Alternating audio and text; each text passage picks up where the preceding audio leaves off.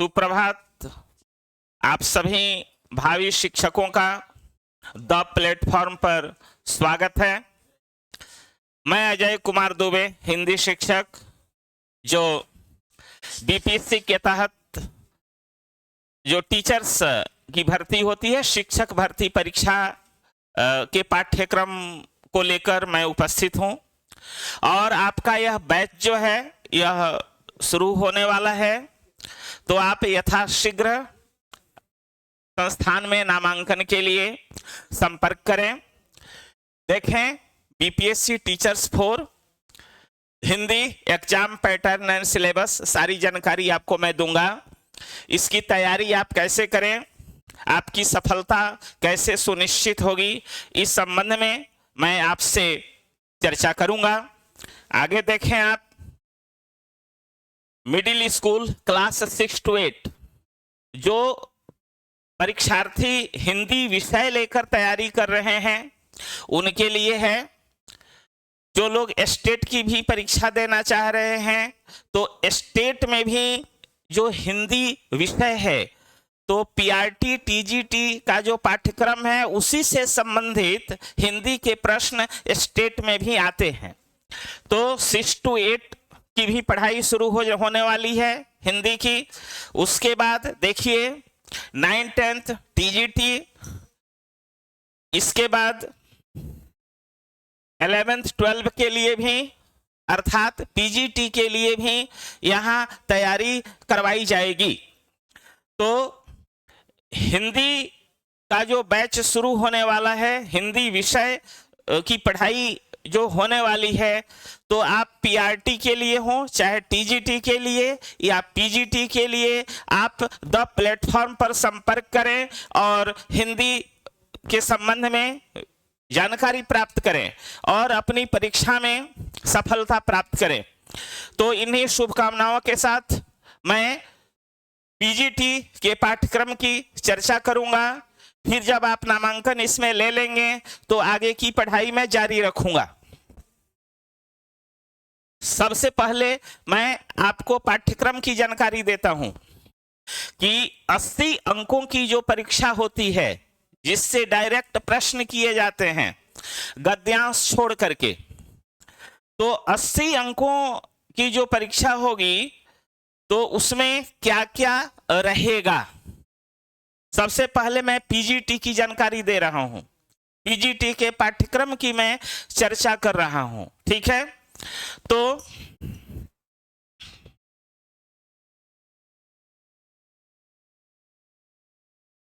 देखा जाए,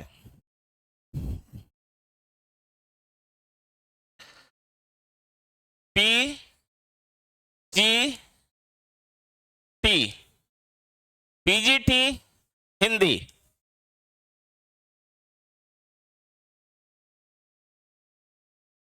PGT Hindi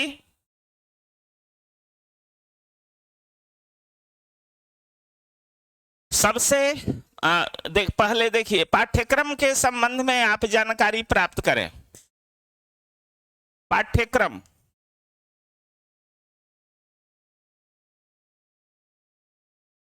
TGT और पीजीटी के पाठ्यक्रम में समानता है, प्रश्न के स्तर में थोड़ा सा अंतर है, यही ध्यान देना है। तो सबसे पहले देखिए, साहित्य से भी प्रश्न रहते हैं। हिंदी भाषा का उद्भव और विकास देखा जाए, हिंदी भाषा का उद्भव और विकास। इसके बाद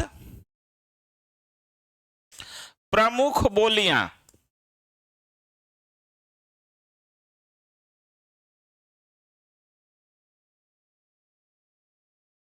प्रमुख बोलियां, हिंदी भाषा का उद्भव और विकास। सबसे पहले मान लीजिए कि संस्कृत, उसके बाद पाली, प्राकृत, अपभ्रंश, औहठ, ये सब आपको पढ़ना पड़ेगा।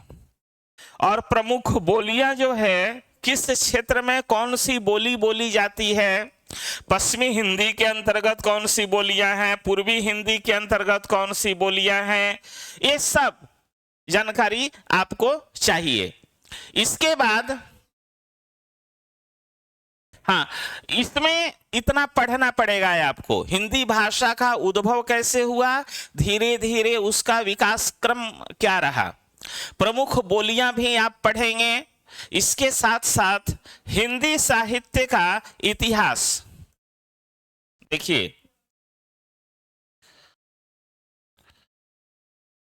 हिंदी साहित्य का इतिहास,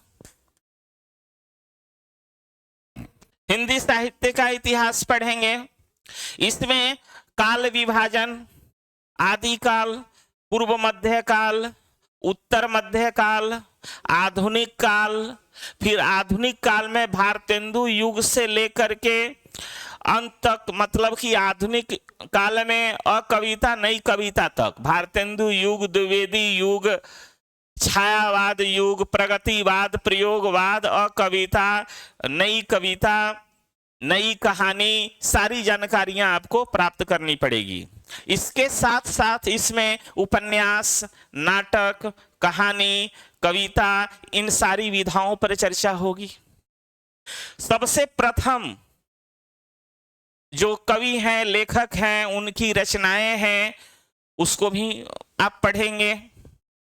उसके बाद किसकी कौन सी रचना सबसे प्रसिद्ध हुई, किसका कौन सा उपन्यास प्रसिद्ध हुआ, ये पढ़ेंगे। कौन सी रचना किस विधा में है, ये जानकारी आपको चाहिए। कोई मत है तो उसके प्रवर्तक कौन है, ये जानकारी चाहिए।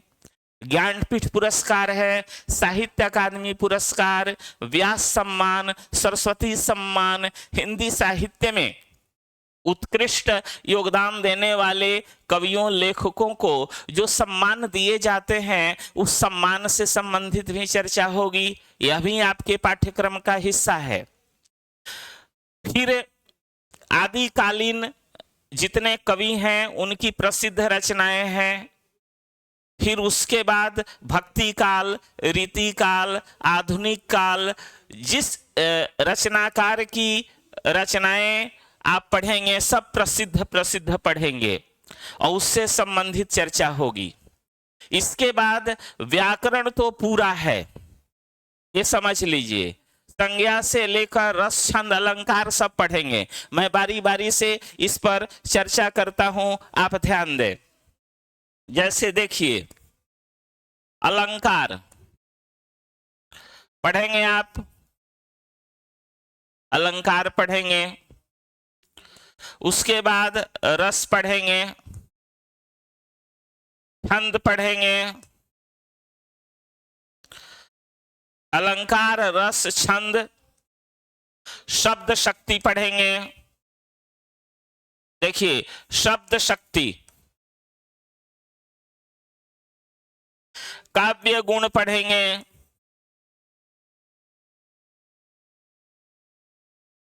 पाठ्यक्रम कोई आसान नहीं है, लेकिन जब आप पढ़ने लगेंगे, तैयारी करने लगेंगे, तब बिल्कुल आसान लगने लगेगा और निश्चय ही आप इसमें सफल होंगे।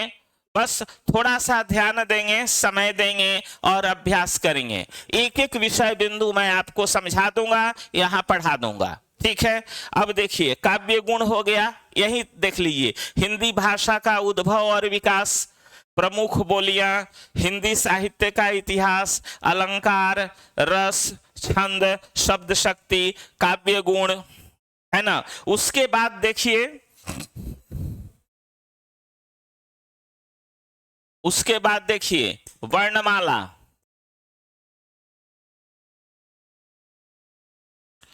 वर्णमाला पढ़ेंगे। वर्णमाला में केवल स्वर, व्यंजन, प्लुत पढ़ने से काम नहीं चलेगा, उसमें जिह्वा मूलीय स्वर है, समृत स्वर है, अर्ध समृत है, सब पढ़ना पड़ेगा, पूरा विस्तार से पढ़ना पड़ेगा। कहां से प्रश्न आ जाएगा कोई ठिकाना नहीं है। क्यों नहीं ठिकाना है? क्योंकि बीपीएससी ने हिंदी के पाठ्यक्रम के लिए कोई अधिकृत सूचना न तो दी है उसके संबंध में कि कौन कौन सा पाठ आएगा, व्याकरण से क्या आएगा क्या नहीं आएगा, कोई जानकारी बीपीएससी के द्वारा नहीं दी गई है। बस परीक्षा होगी। अब हम लोग क्या करते हैं, हम शिक्षक पहले जो परीक्षाएं हुई हैं, किस तरह की परीक्षा हुई है, किस तरह के प्रश्न किए गए हैं, तो उसी आधार पर हम लोग प्रश्न पत्र तैयार करते हैं और आप लोगों की तैयारी करवाते हैं और बच्चे सफल होते हैं। तो देखिए वर्णमाला है, उसके बाद आप संज्ञा भी पढ़ेंगे। देखिए सर्वनाम, संज्ञा, सर्वनाम, विशेषण,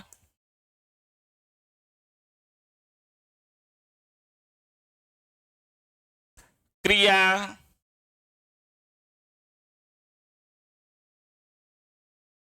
अव्यय। देखिए सबके भेद पढ़ेंगे, उदाहरण पढ़ेंगे, पहचानने का तरीका समझेंगे कि हम कैसे पहचान लें कि इसमें कौन सा सर्वनाम है, कौन सा विशेषण है, कहाँ प्रविशेषण है, ये सब जानकारी जो है ये चाहिए। उसके बाद देखिए काल पढ़ेंगे,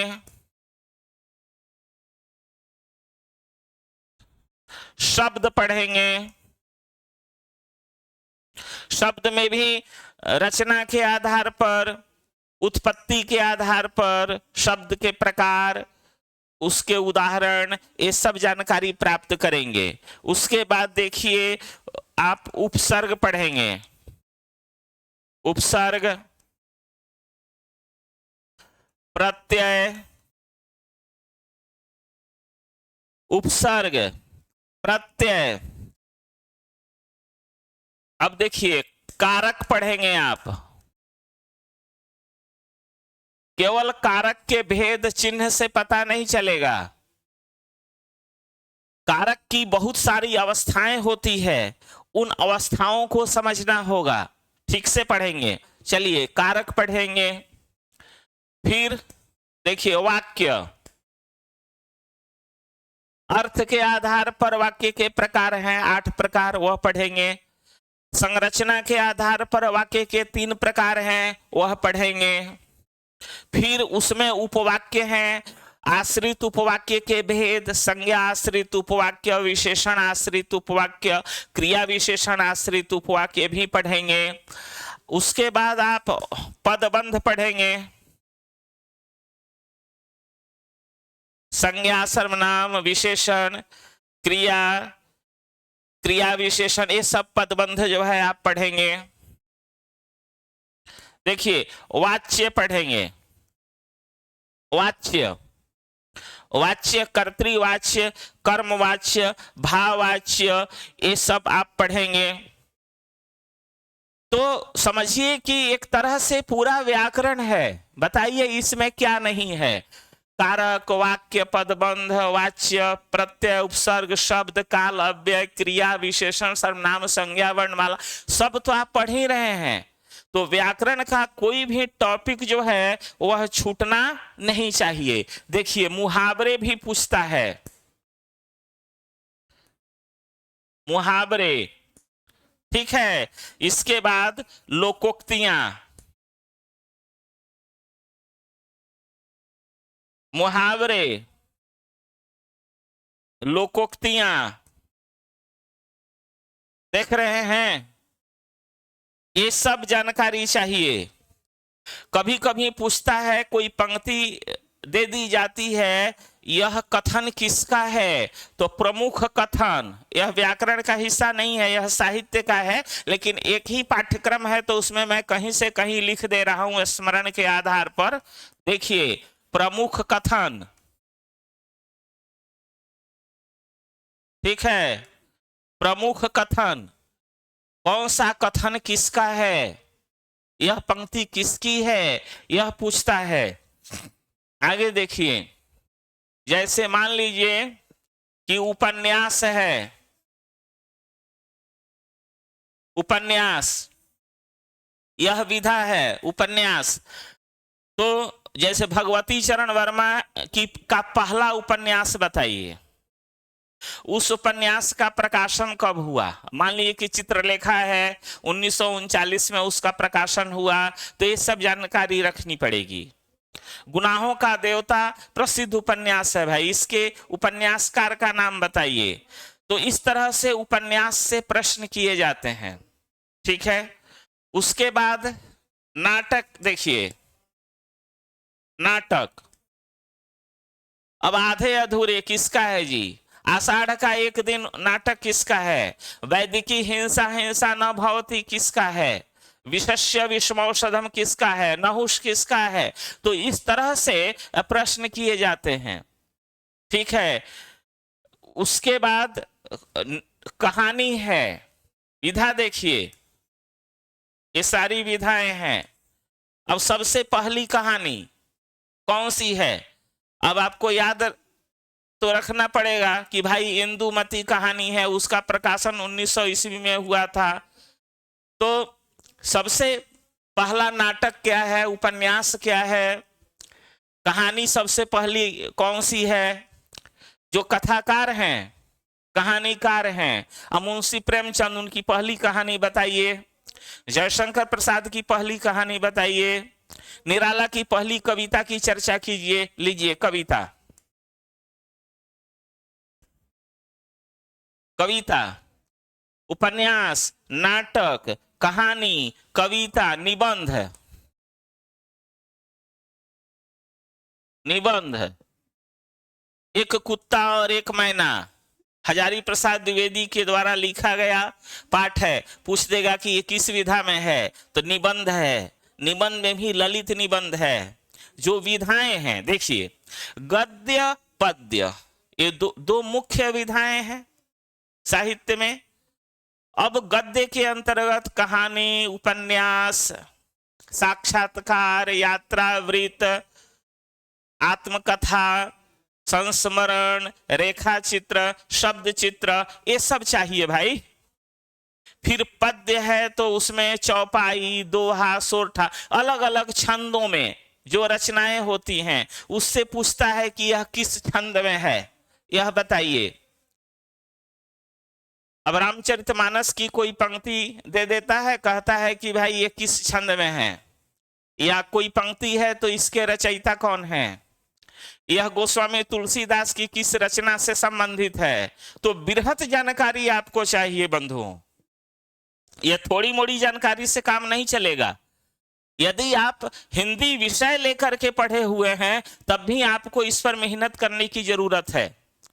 तो आज मैं आपके सामने इसलिए उपस्थित हूं कि हिंदी का जो पाठ्यक्रम है आप जाने, किस तरह से प्रश्न किए जाते हैं यह आपकी जानकारी हो, और आप इस संस्था में, द प्लेटफॉर्म में, इस प्रोग्राम के तहत, इस कार्यक्रम के तहत, कार्यक्रम क्या है कि हिंदी से संबंधित आपको कहीं कोई कठिनाई हो, टीजीटी, पीजीटी, पीआरटी, तो आप इससे जुड़ें और पढ़ें, खुलकर प्रश्न करें और अपनी सफलता को सुनिश्चित करें। इन्हीं शब्दों के साथ मैं आज आपसे विदा लेता हूं। पुनः मिलने पर हम लोग विशेष चर्चा करेंगे।